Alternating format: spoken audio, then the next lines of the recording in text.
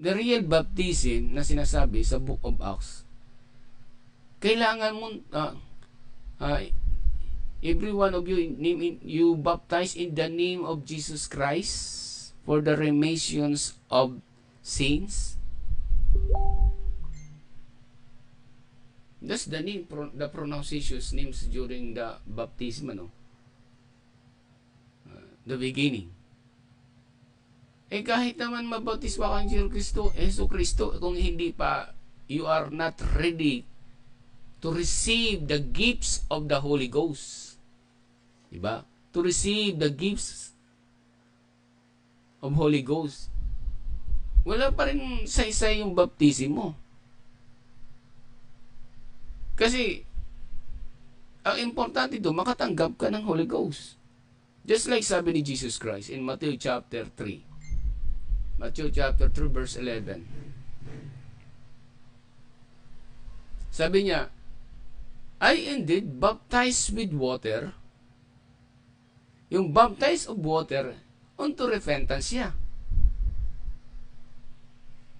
Diba? Ang baptize of waters into repentance according to Matthew chapter 3 verse 11. So, nasa process yan. So, ibig sabihin, yung justification and sanctification, mayroong proseso. Pero ano sabi dito, ni John the Baptist? Sabi ni John the Baptist, but he that cometh after me is mightier than I. Hindi yung tinutukoy niya yung sa kalagayan ni John the Baptist. Ang tinutukoy ni John the Baptist, yung na susunod sa kanya, yung darating sa kanya, mas na darating sa kanya, ay higit pa kaysa kanya na magbabautismo. So, sino yung, yun? Tinutukoy yun. Ibig sabihin, ang water baptism, hindi pa siya greater baptism. Pero yung sinasabi ni John the Baptist, yung greater baptism, sabi niya, whose shoes I am not. Sabi niya, hindi ako worthy to bear. Kita mo, hindi siya pa masigit na may karapat dapat to be baptizing. Ang karapat dapat na mag-baptizing, sabi niya, he shall baptize you with the Holy Ghost in fire. Sabi niya, he shall baptize you sa Holy Ghost in fire. Yun ang greater baptism. Hindi yung sinasabing na when you automatically baptize, kailangan mabaptize ka ng Jesus Christ in the name of Jesus Christ, and you are saved and you will receive the baptism of Holy Ghost. Diba? So hindi yun ganon hindi yung ganon kadali. Kaya nga sabi ko sa the most real baptism is not a baptism of water. The great baptism na dapat natin matanggap, yung baptism of Holy Ghost in fire, na sinasabi sa Book of Acts chapter 2 verse 38. You shall receive the gifts of Holy Ghost. Kailang hindi kasi ganun hindi katulad sa ang pangyayari katulad sa nangyari kay Jesus Christ. We are different from Jesus Christ and us. Magkaiba talaga yung baptism sa katulad sa atin. Ang sinasabi sa the Book of Acts chapter 3 verse 38, it is refers only for Jesus Christ, the baptism of Jesus Christ. But during the time of John, siguro sa panahon ni John, Hindi pa yun absolutely kasi it's only ang water baptism na sinasabi diyan is only for the repentance. Hindi pa sila absolutely ng salvations. But the only absolute of salvation, if you going to the process of justification and sanctification. So hindi yan ganun kadali So hindi ganun kadali when you come and to receive the Holy Ghost, kasi tinitingnan muna ng Diyos kung karapat-dapat na ang isang tao tumanggap talaga ng baptism. But if it is not, so hindi siya tatanggap. So may sinasabi dito yung Matthew chapter 20 tanong. Kasi ano yung baptism na sinabi ni Jesus Christ sa Matthew chapter 28 verse 19? Ito kasi medyo malalim na ito yung sinasabi dito. Sinasabi dito ni Jesus Christ na 19. Kasi sabi niya, how about, paano kung nabautismuhan ka ng Matthew chapter 28 verse 19? Yung Matthew chapter 28:19, it's connected in book of Acts chapter 3 verse 28 and also in Matthew chapter 3 verse 11. So, natin. Go ye therefore and teach all nations, and baptizing them in the name of the Father.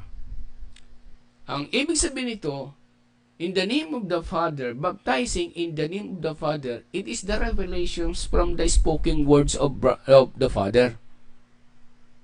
So that is the baptizing in the name of the Father. It is the manifestation of the Spirit of God. And also in the manifestation of the Son, the Spirit of the Son. And also the manifestation of the Holy Ghost. And that is the great mystery na sinasabi sa book of Acts chapter 2 verse 38 in Matthew chapter 11, Matthew chapter 3 verse 11, na you must baptizing in the name, you must baptizing in fire, in Holy Ghost, in fire. Ibig sabihin, yun talaga ang real baptism. Yun ang mabautismo ka sa Holy Ghost in fire. Na in connection na sa sinasabi doon sa Matthew chapter 20:19, you must be baptized in the Father, in the forms of the revelation, in the forms of the manifestation, yung pagtahan ng Espiritu ng Diyos at pagtahan ng Espiritu ng Anak at ng Holy Ghost doon sa isang tao. So hindi kung titingnan natin, when you receive the message of the Father, when you receive the message of the Son, when you receive the message of the Holy Ghost, it is the receiving of baptism Holy Ghost in fire. So yun pala yun. Pero kung hindi mo marinig ang mensahe ng Ama at ng Anak at ng Holy Ghost, how could you receive the baptism of Holy Ghost in fire? So importante yun kasi may message yan Yung Revelation chapter 28 verse 19, that is the message of baptism. That is the message of the Father, that's the message of the Son, and that's the message of the Holy Ghost. Siyempre, pag nag-indwell yan, pag nag-indwell yan sa isang tao, so that is the receiving of baptism. Yun ang great mystery na sinasabi dyan sa Matthew chapter 11. Na you are baptizing,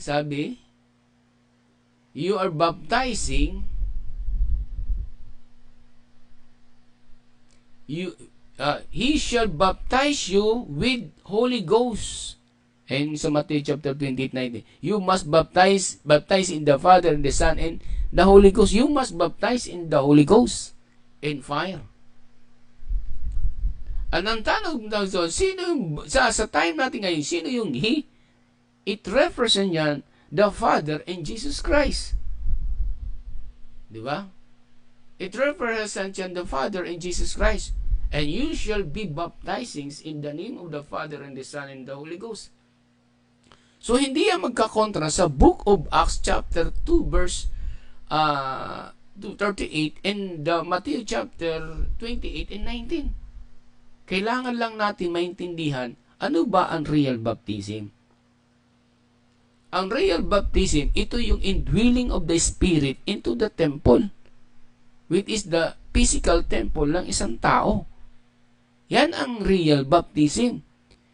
It is not na linubog ka sa tubig, that you linubog ka sa tubig, you are receiving the baptism of Holy Ghost. Is not. It is the beginning. It is the beginning of the process of the baptism.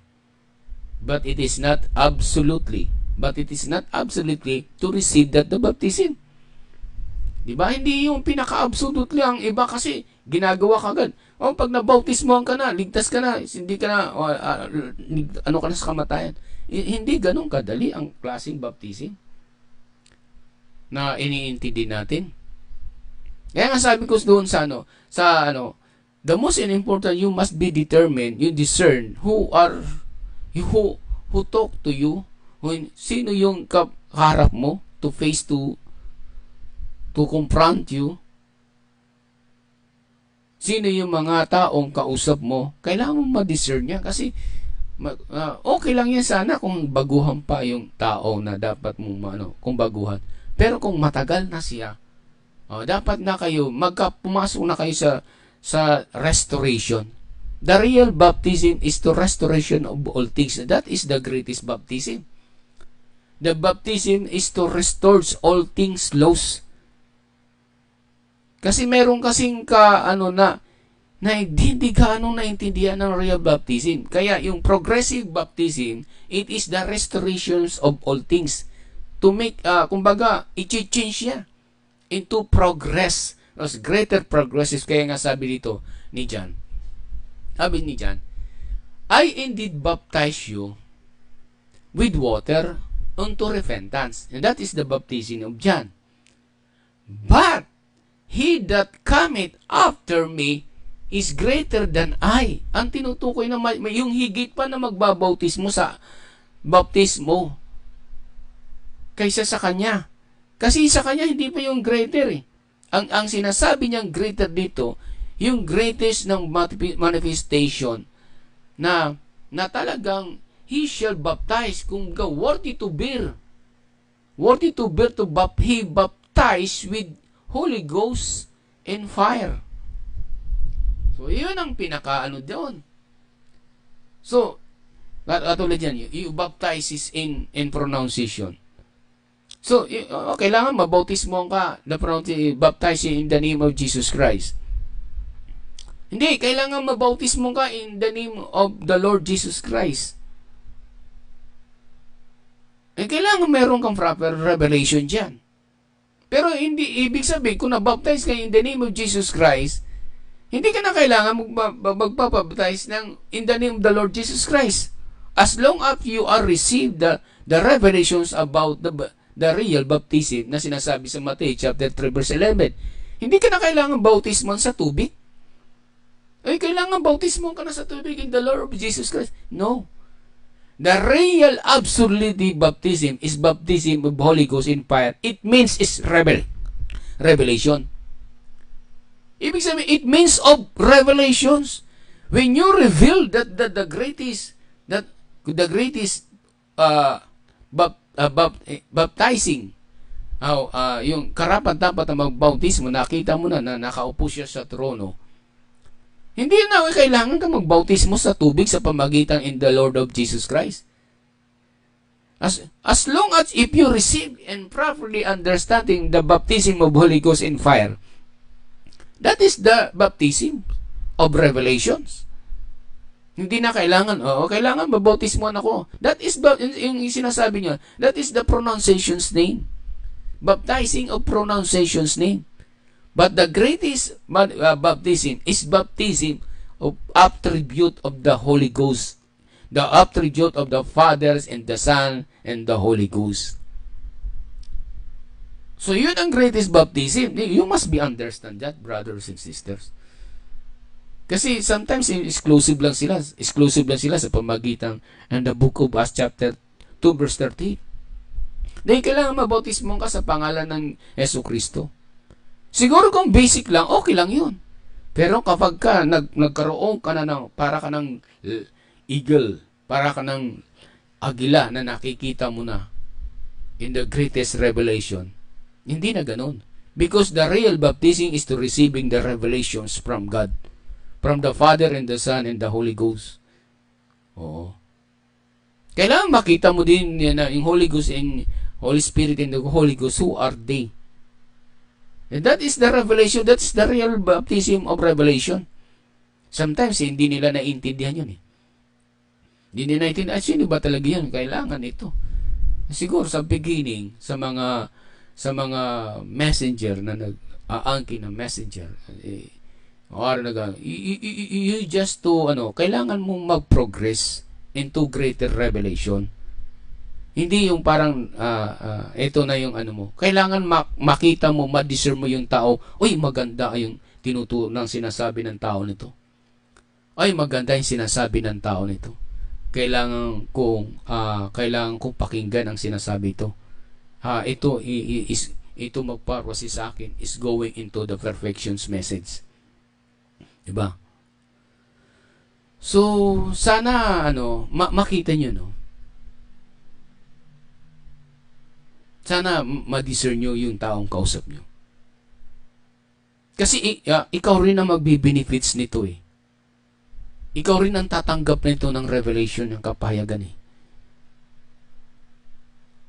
Kailangan, the most important you receive, makita mo yung taong kausap mo, uy, teka, makikinig ako sa kanya. Kasi, ang kanyang sinasabi about the progress, about the baptism, it is the baptism of restoration of all things. Ibig sabihin, if it comes to pagka pumasok ka sa pagsasauli o sa proseso, yung mga bagay ng kapayagan ay nawawala at ibinabalik. And that is the real baptism of restoration of all things.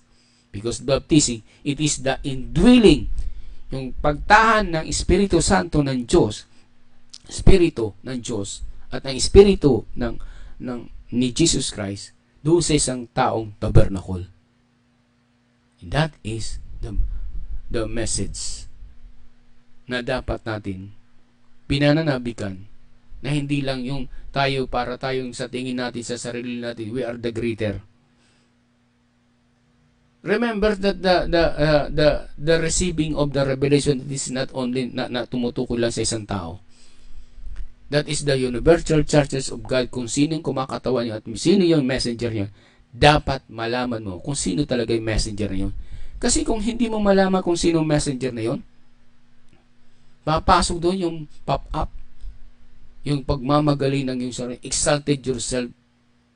So pagka dumating na ang kalagay na nagmamatas ka yung sarili, the Father and Jesus Christ does not hindi siya agree doon sa pagmamataas ng isang taong mensahero.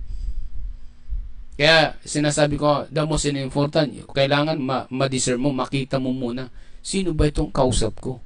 Sino ba itong nakakausap ko? Parang kakaiba yung sinasabi. So, kung makita mo yung kanyang sinasabi is greater revelation than you, makinig ka. And that is the true messengers of God.